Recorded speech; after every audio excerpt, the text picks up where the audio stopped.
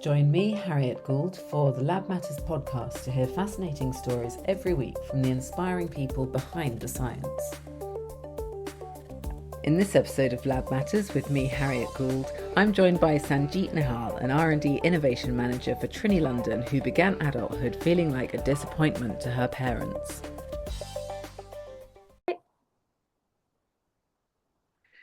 Today I have with me Sanjeet Nihal. Sanjeet is a senior R&D innovation manager at Trinity London, and today we're going to find out a bit about what she does there and how she came to be there. So, and just for clarity, Trinity London is a makeup, cosmetics, skincare brand. So we've done a lot. There's been a lot in your career in the skincare environment in cosmetics. And before we come on to that, it would be really nice to get to know you a little bit. So perhaps, Sanjeet, just take us back to where it all started. Sure.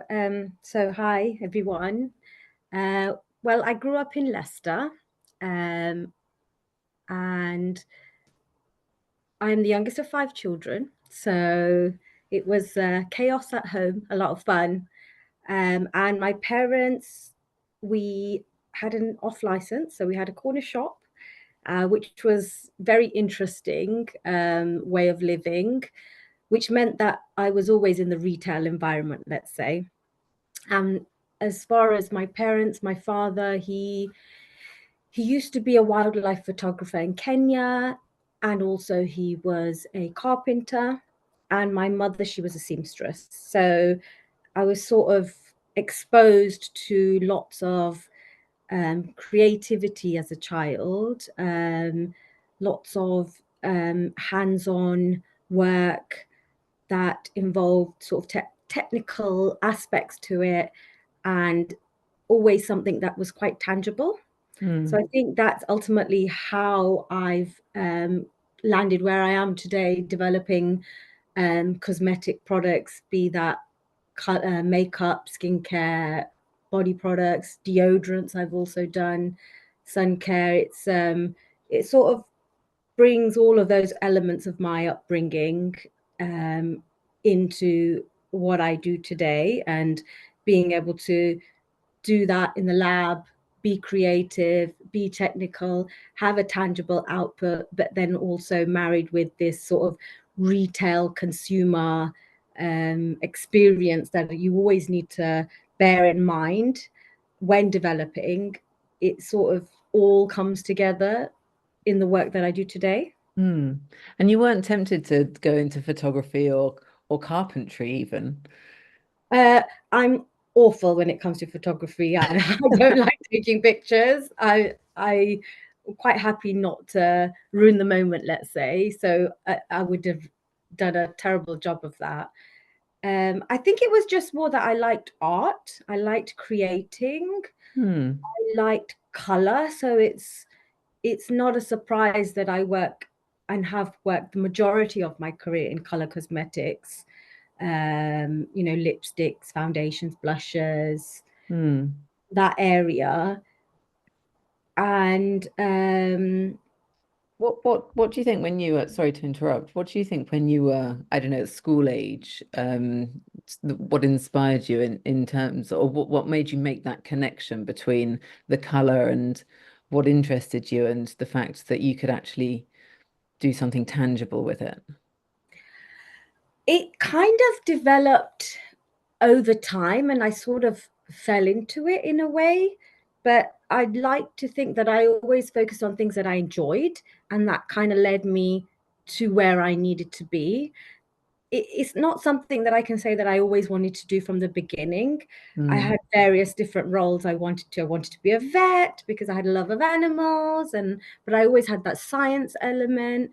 I wanted to do graphic design, but actually, as a young Asian girl, I didn't feel like there was space for me, which is a crazy thing for me to say now, but it's just the world that I grew up in and the mindset that I had um, as a daughter of immigrant parents, let's say.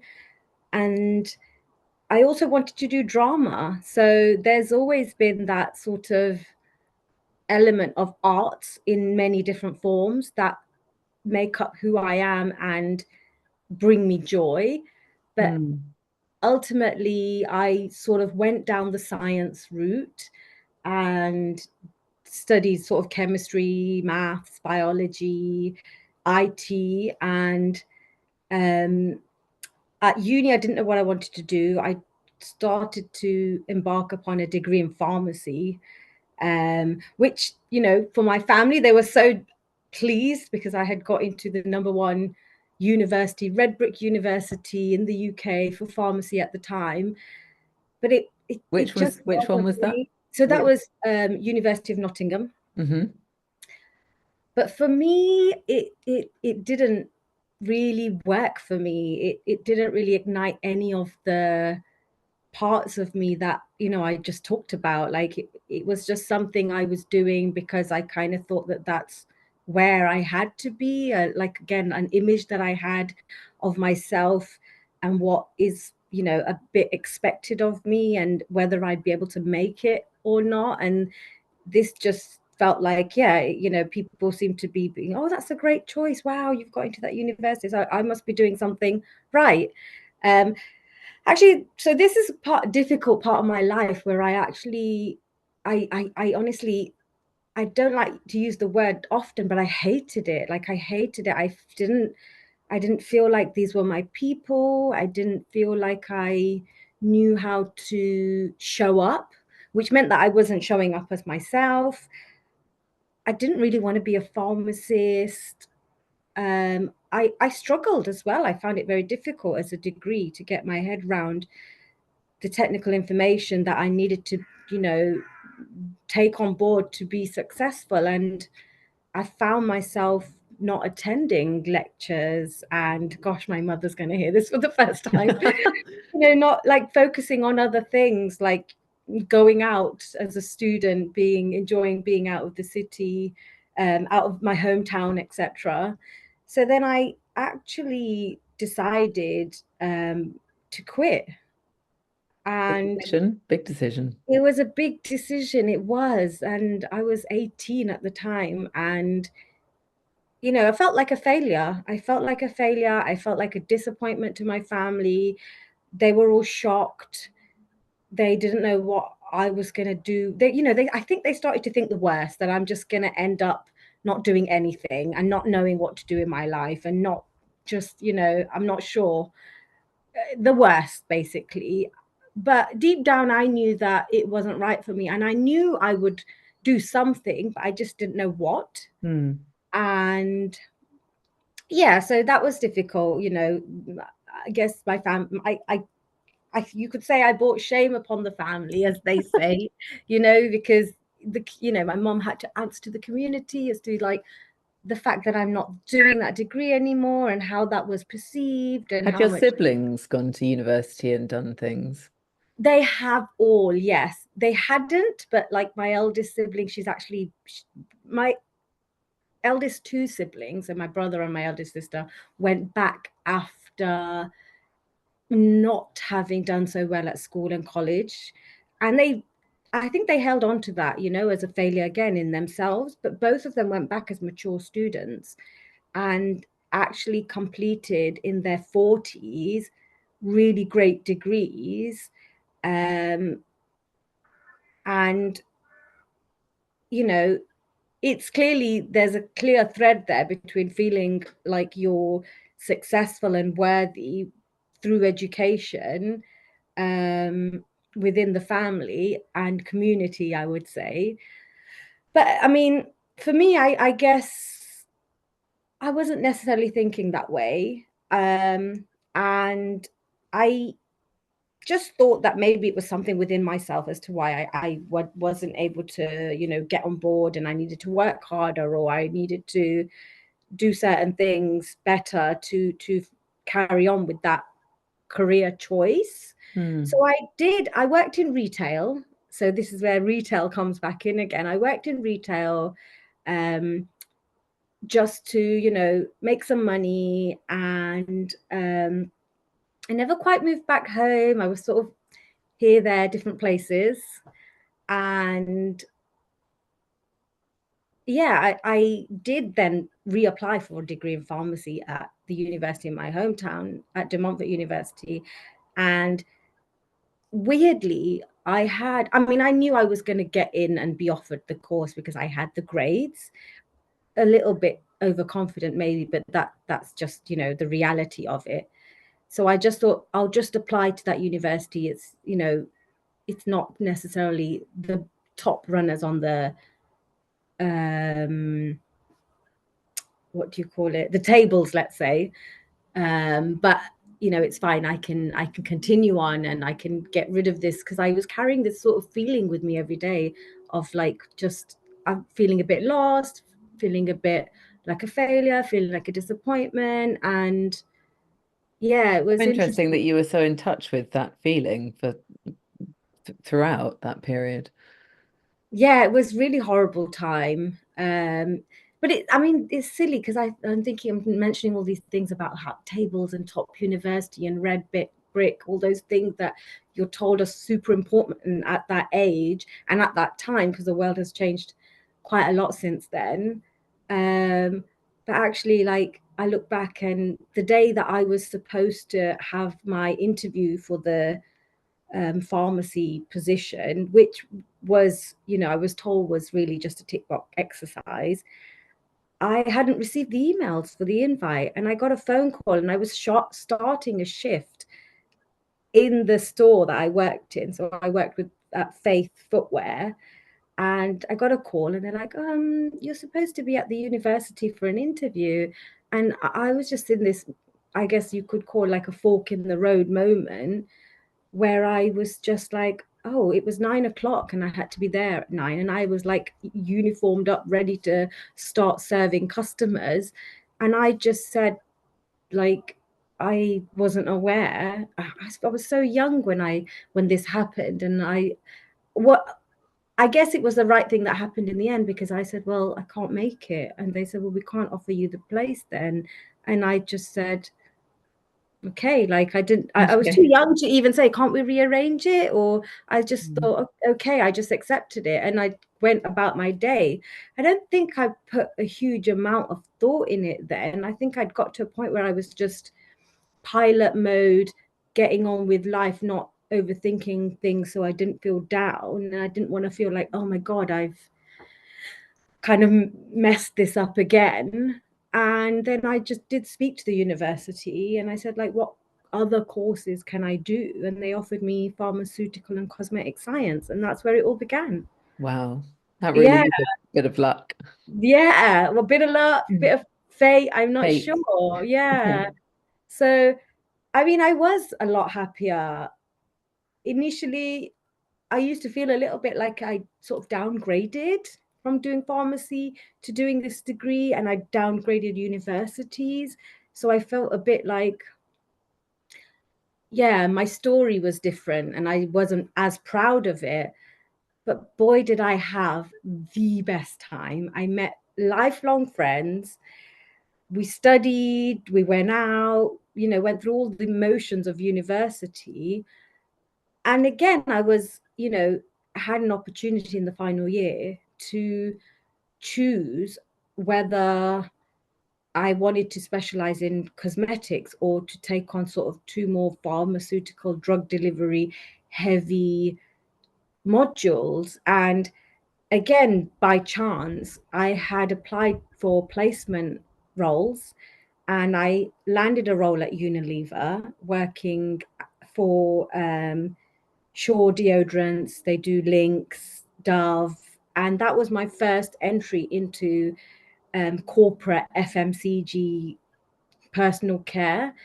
And again, like, I didn't apply to a lot of roles.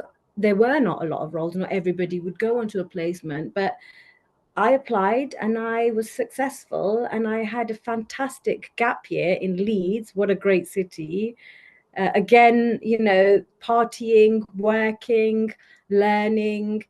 And from that moment, I think I just realized that this is what I want to do. Like, this is the Mm. industry I want to work with. It's nice because I don't take myself too seriously. So the pharmaceutical industry felt a bit more serious, a bit more sciencey. And I felt like with the cosmetics industry, you had different elements where, you know, you're developing products, they're quicker to market, and you get to see sort of versus drugs, let's say, you get to see how they impact people's life. There's the creativity of it in, like, be it the artwork, ideation of concepts, even packaging, colors, the way, you know, good mixture of creativity and science and chemistry, not too serious, fun. And, you know, it was just, I thought it was a good job for me. And Mm. then, yeah, once I graduated, I basically just focused all of my energy into finding roles within the field. Given that my degree was sort of quite heavily chemistry based, and less, let's say, marketing or business related, I found myself being a bench chemist, which was great because they were my favorite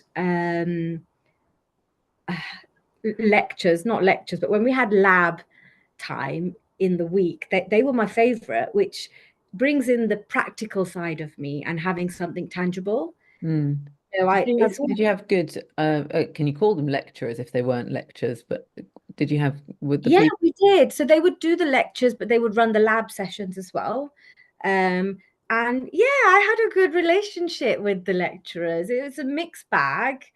But the head of course at the time, he was a great guy. I What's think his he's name? still there, Dr. Peter Taylor. Um, and well, now he likes me to call him Peter, but Kind of a good relationship. yeah, although there's a whole other story about that. But yeah, yeah, I loved going into the lab and just be like, oh, mix this, mix that. And by the end of it, you've got a product. And I was like, this is so cool. Like, and I knew from then, like, I wanted to make cosmetics or make product in some kind of way. So yeah, I started working as like a development chemist, sort of moved up north, lived in Preston, worked across loads of different brands, doing loads of different types of formulations. And that's the great thing about working for a third party contract manufacturer, is all the brands will sort of brief you, and then if you do well in the initial briefing and you win the brief, then you get to develop anything from shower gels to, I worked on a cream for pregnant care for stretch marks, or um, you know, day cream, a night cream, something for Sainsbury's. It was all very mixed. So it was really good exposure of like how you build things in the lab. And Mm. that experience was just amazing. Any time spent at the lab is great to set your career up for where I am today, because I'm not as close to the lab now. But I work very close with the people who are in the lab. And because I have that experience, I can use that as a way of understanding of what's going on, but not necessarily have my fingers in the jars, so to speak, or the beakers even. Indeed. Yeah, so I kind of like developed my career. I tried different parts of the industry until again I found the bit that was me. Mm. So And I worked. you weren't always in the UK either. No, yeah. So I kind of felt to be a good bench chemist, I needed to understand the raw materials better. I also wanted to move to London at that age. I'd started dating my now husband, who's from London. And yeah, so I managed to land a job in a raw material supplier company, and moved to Surrey. And that was interesting because after, I guess, a year and a half of being there, they actually got bought out by another company. And we were basically pulled into a meeting room and told, right, everybody from director down to technician will be made redundant in a month, and we're closing this part of the business. So that was really interesting because I'd only been working for I think I'd only been working for 6 months. and well, 6 months and then a year, 2 years in total in the actual industry. And I was in my early 20s, and I was strange the way I reacted. The director always laughs because he's like, I don't know what it is about you, but everybody else looked really sad and you looked really happy. And it's just the way that I deal with bad news. I just had this big grin on my face. That all I kept picturing was there was this. They had shed loads of shea butter in the lab. I don't know if I can say this, but all I pictured myself immediately just getting like loads of this shea butter, and I'm just gonna take some of that home because it's brilliant. And if there's not gonna be any of it, I'm gonna take some. Stock Oh, up. that was a really funny moment. Yeah, And that's how I reacted did you to it. manage to get any shea I butter? didn't actually. No. Oh. I think it's just the first weird image that popped up in my mind of me like scooping loads of shea, but I didn't take any, no. But out of that came the opportunity to actually move abroad to Holland and set up the lab basically over there, because they already had a lab doing what we were doing. So they wanted to take the expertise from that lab, combine it with the lab that they already had. And so, So this is the same gosh, company that got taken over. yeah, this is the company that took over the previous Right. Yeah. company. Yeah, so I applied and I got the role to go there in Holland. And I lived in Rotterdam, which was really cool, like mid to late 20s, rebuilt the lab over there, and yeah, just shipped everything and lived in a hotel for 2 months, and then eventually moved into an apartment with a Spanish girl who was a dentist. Yeah, and started again. You'll see there's a theme here. Started to go out. I'm quite a party girl, so got a feel for the nightlife. And yeah, I was there for only 6 months, even though there was a long term plan for me. um it it was exciting, but actually I felt quite lonely out there, to be honest with you, as an expat. And I the goal was for me to sort of develop into sort of like a technical sales role, being on the road with the sales team, selling the raw materials, traveling. But sales was never really my thing. Um, and working with the raw materials, I started to realize how much I missed just working on the final product. And so I again took a decision to come back home, and I came back. I moved to Bath. I worked for a yeah, lovely location. I worked for another contract manufacturer, and I was working on Marks and Spencer's cosmetic ranges, Sanctuary Spa, Sephora. So again, I was thrown back into sort of being a bench chemist, although at this point I had started to work sort of more of a senior chemist, and I'd have sort of technicians who would make up the batches, and I would guide that process. And it was manic working for a contract manufacturer, I won't lie. You're working alongside the factory. Anything could go wrong when scaling up a product. And you're there, you're called to go down to the factory, put your lab coat on, get your safety boots, your specs, your hairnet, and you know drop everything that you're working on and just fix whatever it is that's happening there. But that was really fun. It was great to see like these huge vessels, like 2-ton, 4-ton vessels of a product which you've made a small batch of in the lab, and then you're trying to scale it up. And some of the issues that I fixed, and I surprised myself as well of how good I was at it. Problem solving. I realized I'm really good at problem solving. It's a different kind of creativity. Mm. Um, Mm. but also and also like it brings like the technical knowledge, but then there's also a part of my brain that just like loves to understand how things work. Really good in contract manufacturing.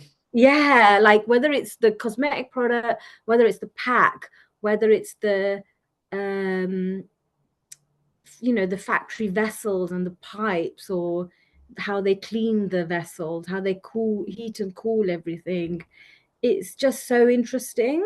Mm. Um, so yeah, I would just get in there and just be like, right, everything that and everything, theory is one thing, and then being there practically is a whole other thing. And it was, yeah, I think it was like a bit of a moment within my career where I learned so much in such a short space of time, and that really set me up, I think, for where I am today. Um, Eventually, I was poached by Boots, so I was like, wow, okay, it'd be really cool to work for an actual brand. Um, so I moved to Nottingham, where they have their huge site, and I was asked to work in the color cosmetics area. So that was my first introduction into true color products. And again, it was just really interesting. And by far, I guess for me, the most interesting um, technology to be working in, because it's every product is so different, whether that's foundations, it's an emulsion, but it's not like the emulsions where you have skincare, the creams that you see in jars. It's a reverse emulsion, so that in itself is completely new. Then you've got all these shades that you need to work on, and then you've got so much to consider about, with makeup. Is there's so much about the consumer's psychology, the way they feel about the skin tones, how they want it to look. Diversity gets linked to it. Skin types, hair types, all of that gets linked to it. And so, like, holistically, it's just such a great space to be working. It's one of the formulations that is the most complicated and difficult to stabilize as well. So again, I'm using a lot of my problem solving and learning. Gosh, these formulations, they split immediately, and we need Mm. to work really hard at ensuring that they don't do that. But equally, we need to deliver it in the system we're delivering it in, because with that reverse emulsion, you get amazing spread on your face. It gets the pigments where they need to be, and then it needs to set. So there's just so many parts to it. Um, And from and at that the time, sorry to interrupt, from that technical point of view, when you say that the product splits, what process did you apply, or did you work out that you needed to apply to prevent that splitting from happening? I guess the most valuable lesson I learned about foundations is when you bring the two phases together. So every emulsion has a water phase and an oil phase. And when you, in a normal emulsion, let's say a day cream or a night cream or an eye cream or even a body lotion, you tend to pour the oil phase into the water phase, which may sound crazy because you're just mixing two things.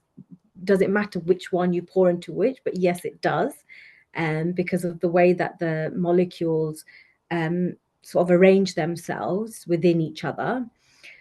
For a foundation, you have to do the opposite. You pour the water phase into the oil phase, and the rate at which you do that is really important. So that was the most like valuable lesson that I learned, and I still see today where people don't know that, and they've worked on other chemists, let's say, if they're just learning or new Hmm. to developing foundations, they will just kind of just pour it in, and you really need to pour it in very slowly. You need to stir, make sure that there's a stir in the oil phase. You need to make sure the temperatures of both phases are right. And in the lab, you can sort of control it by slowly like pouring it, fine. But then we had to take that further into the factory, where we looked at the diameter of the pipes that lead from the water phase to the oil phase. And in order to slow that down, the engineers there, I can't take credit for this, but they had just created like these little discs which had different size holes in them, and they put them in the pipes, and then of Mm. course it would like totally slow down the transfer, we call it. Mm. um, so that is crucial, um, yeah, To in a good making foundation. foundation mix. I mean, it sounds so similar to making mayonnaise, I can't tell you. Oh really? Yeah. I'm not surprised. There's a lot of stuff we do in cosmetics that is very closely linked to the food industry, for Mm. sure. Mm. Um, Now we don't want to. This is at Boots, and then I mean you went to L'Oreal and you've been at the Body Shop as well. But I want to know about more about what you're doing now before we run out of time. So let's just focus quickly on what led you to the current job. So after having done quite a long stint at the Body Shop, I took a bit of a break actually to have my first son, who's now 4, and it really gave me some time to think about like going back to work. Where do I want to be? Where do I want to go?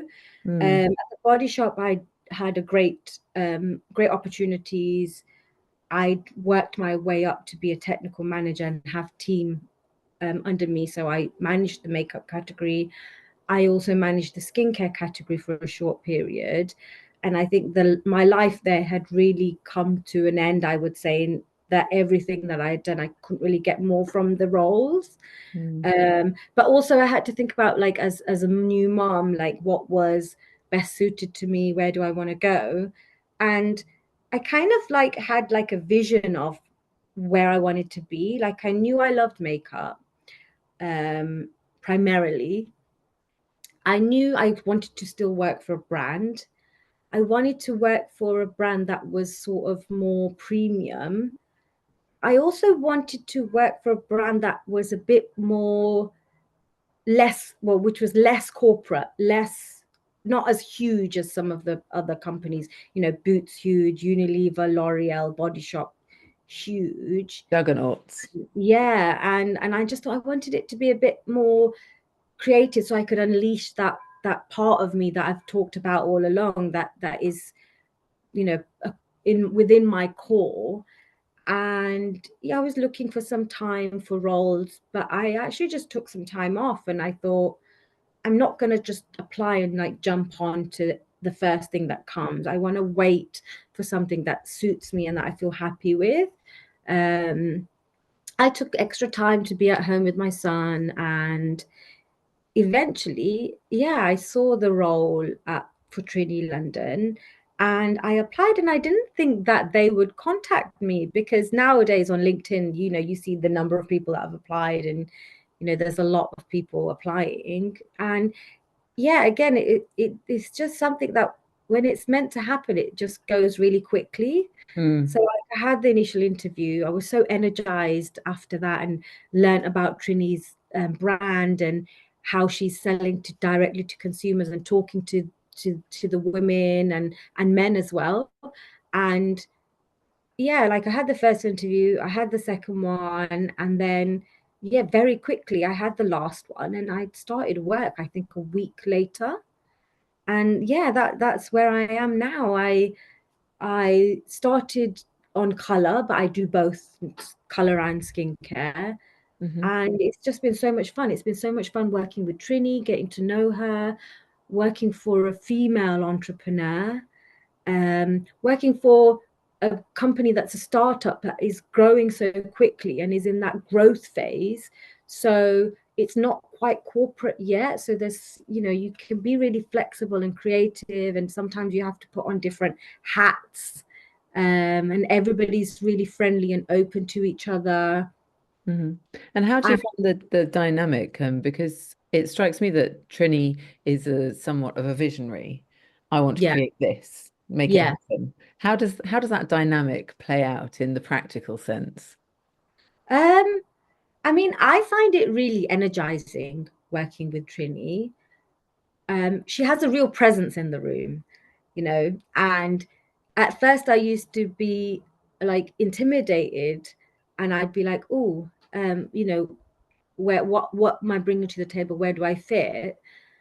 But I think like I find it really inspirational watching her because I think with Trini, she says what she's thinking. You know where you stand, and if she values what you're bringing to the table, she will listen.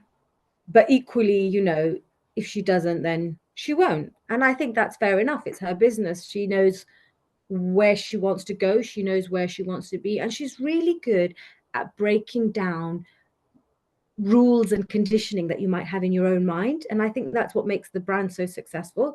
And I think coming from so many corporate roles, I've been conditioned into something I'm normally not, actually, because I like to be super creative and not have boundaries. But she just says like, oh, but who made that rule? Who says you have to apply this before that?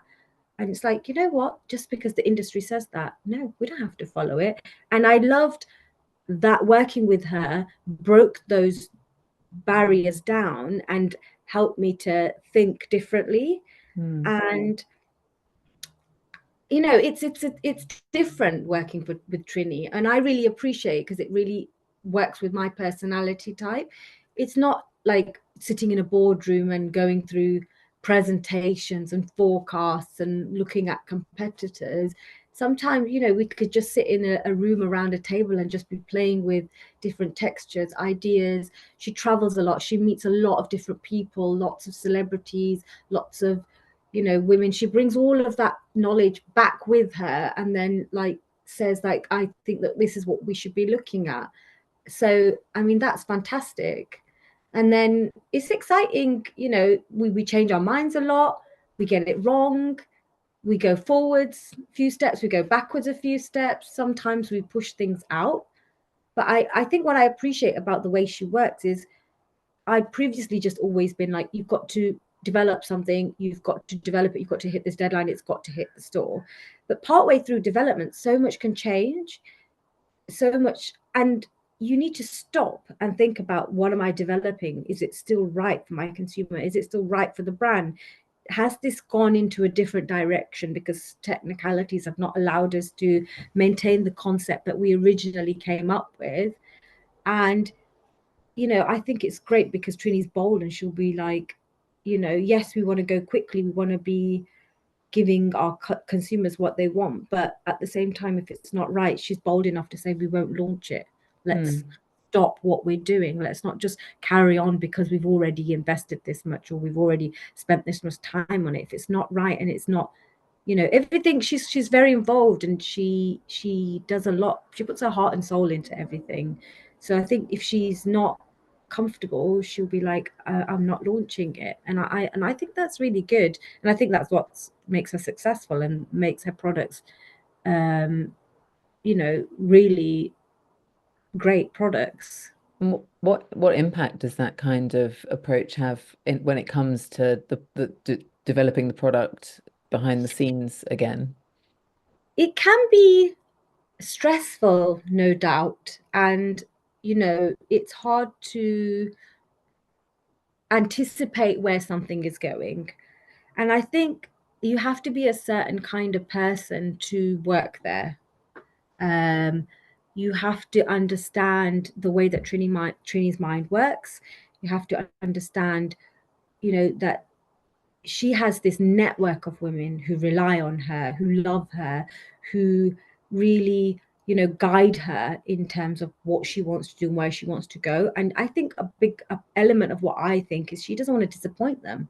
She doesn't want to get it wrong. She always wants to be, despite the success of the brand, she always wants to make sure that the Trini tribers, basically, she wants to make sure that it's the right product for them. So I think even though it can be stressful and it can be at times, if I'm honest, it can demotivate you because you've worked so long on something. I, it's part and parcel of the development process, and I'd rather it be like that and be rigid. And we put products on the shelf. Like we used to develop, the Body Shop used to launch 200 products a year. Yes. And it was really intense, really, really intense. And it was just go, go, go. And you would land the products, but they wouldn't be successful necessarily, you know. So with Mm, Trini, I think, you know, she almost wants to make sure that every product is really good, that it is successful. And I think it does pay off in the end. But again, you have to be a certain kind of person to work in that environment. And whether it will remain like that as the company scales, who knows? Maybe it can't. But that's the beauty of working on in this sort of working for a founder-led business. And yeah, I wouldn't change it for the world, because I feel like I finally found me, mm, and I was able to get involved with her website, and you know, some of the colors that she has on there, because she also wants to provide her consumers with the makeup, but the colors that suit you to be the best you, and that's her fashion background. And I had an opportunity to work in that with her by chance, and it meant, again, like where I am today career wise is takes me back to who I was as a child. You know, I didn't want to be this pharmacist, and I didn't want to be a pharmaceutical scientist. Like where I am today allows me to be me authentically, mm, and you know, work with great women, great company, great scientists, designers, Trini herself. Yeah, it's really fun, really dynamic, and no day is the same. mm. It sounds like a brilliantly full circle career moment. Yeah. And look, just before we end, I just wondered if, back into the real science side of things, if you had an idea or a feeling about what your hopes for the future of science might be based on your own experiences and where your career went. Um, I think I'd like to answer that more broadly, not necessarily. Well, there is a link to my career and the products that we put out there, but I think for me, like, I would like science to really focus on the conservation of biodiversity. So whether that's plants, animals, or both. And it does link with cosmetics, because what we put in our cosmetics is a lot of it is plants. And then, you know, the products stay out there, and then how they biodegrade has it may have an impact on, you know, the flora, the fauna, sea life, all of that. And we're always trying to learn and address, and we're constantly pushing the industry to think that way. And I didn't get too much of an opportunity to speak about my life at the Body Shop, but a big part of that came from the Body Shop, because they Mm, are amazing at doing that, and they're still doing it. And that has changed the way I think, the way I shop, the way I live, the way I develop products. And a lot of that learning I want to bring to Trini London as well. So, you know, the cosmetic industry has a lot of work to do. We've got a lot of learning. We've done loads, and we're continuing to do so. But like cleaning the formulas, and you know, being better for the environment, and just science in general, just being better for biodiversity is, you know, this is going back to me wanting to be a vet. I love animals, I love plants, and I just, you know, it's what makes life rich, I think, nature. So that would mm, be my hope for science. Well, I can get behind that one. Fantastic. Sanjeet, thanks so much. It's been a real pleasure speaking to you today. Thank you. Did you enjoy that episode of Lab Matters? If you did, please do send it to the people that you think will enjoy it the most.